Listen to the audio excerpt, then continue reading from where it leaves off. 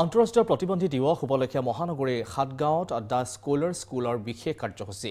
বিশেষ দিনটোত সমাজৰ বিশেষভাৱে সক্ষম ছাত্ৰ-ছাত্ৰীসকলক হাতে হাত ধৰি আগুৱাই নিয়াৰ প্ৰতিজ্ঞা লয় স্কুল কৰ্তৃপক্ষই।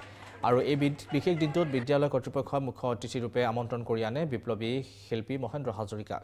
শিল্পী হাজৰিকাই বিশেষভাৱে সক্ষম ছাত্ৰ-ছাত্ৰীসকলৰ বাবে গালে বিশেষ গীত মুকলি কৰিলে এটি নতুন শ্ৰেণী কথা। আৰু ৰাজ্যৰ আন ব্যক্তিগত খণ্ডৰ স্কুলসমূহৰ মাজত আদৰ্শ হ'ব পৰাকৈ সাতগাঁওস্থিত দ্য স্কুলত আন ছাত্ৰ-ছাত্ৰীৰ লগতে সমাজৰ বিশেষভাৱে সক্ষম ছাত্ৰ-ছাত্ৰীৰ বাবেও আছুতীয়াকৈ আছে এটি শ্ৰেণীকোঠা, য'ত সুন্দৰভাৱে আন ছাত্ৰ-ছাত্ৰীৰ সমানে পাঠদান চলাই গৈছে আমাৰ সমাজৰ দিব্যাংগ ছাত্ৰ-ছাত্ৰীসকলে। এইটো হ'ল মানুহৰ হৃদয় বুজাৰ দিন।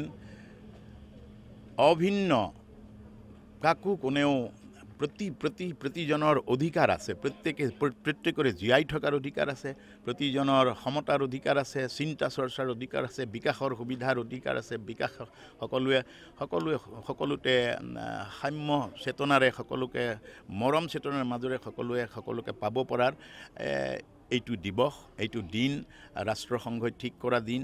গতিকে আমিও সৌভাগ্যৱান। আন্তৰ্জাতিক প্ৰতিবন্ধী দিৱসত মই হপৰ পৰা যি প্ৰচেষ্টা লৈ আজি স্কুলৰ আদৰ যিটো কোৰ্চ আৰম্ভ কৰিছে এবছৰীয়া, সকলো প্ৰতিবন্ধী লোকলৈ আজি ৩ ডিচেম্বৰ আন্তৰ্জাতিক দিৱসত তেওঁলোকলৈ মই সকলোলৈকে আমি একে মানৱৰ সন্তান, পৰম পিতাৰ সন্তান, সকলোলৈ শুভকামনা যাচি সকলোৰে জীৱন সুন্দৰ আৰু সফল হওক।